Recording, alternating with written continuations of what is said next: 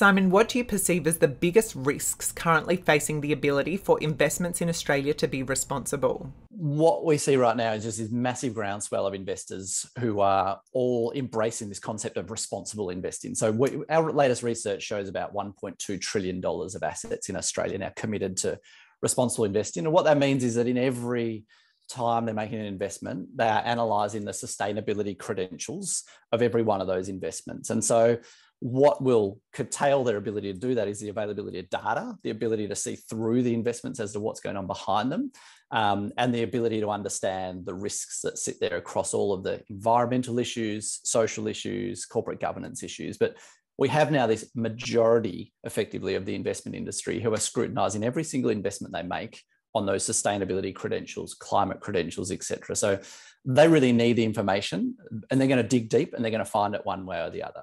And how do you advise managing technology, social media, and the rise of online communications when it comes to ensuring responsible investment in Australia? A fascinating one to watch our members, who are large institutional investors, grapple with where these risks lie in this fintech technology space. And a few things have come up quite clearly over the last couple of years.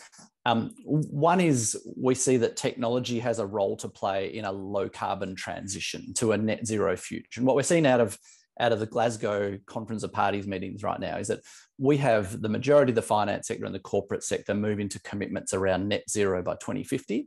And that means capital is going to start flowing to those technologies that support that transition.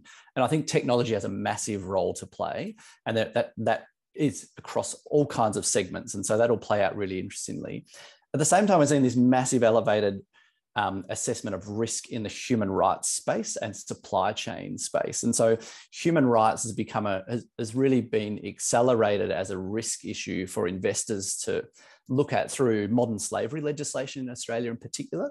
And I think technology often has long supply chains and long risks of exposure of modern slavery, human rights abuses, forced labor issues. And so that's become a really big focus for us. We've even seen a huge amount of our members actually working on social media companies to get them to curtail their distribution and publication of offensive materials. So one of our big members, New Zealand Superannuation Fund, led a huge global collaboration to get those social media companies to limit the amount of offensive materials being distributed and published through their channel. So we're seeing this play out at a number of different levels.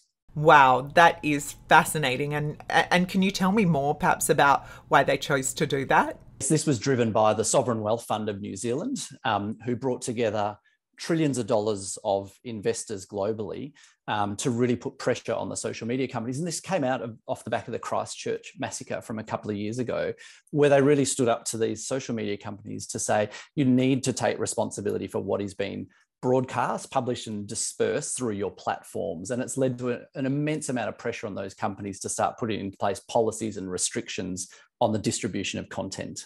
So do you believe it's the responsibility of governments, technology companies or users to regulate social media companies to ensure that content shared is done so responsibly? I think essentially we all have a role to play there. I think we're going to inevitably see a tightening of legislation and policy and regulations around this front, and we're seeing that emerge globally. But I think you're also going to see this pressure from investors who have seen that their own responsibility extends beyond just compliance and beyond just legislation. And so that example of New Zealand Superannuation Fund and others will see pressure applied to media companies, tech companies, social media companies.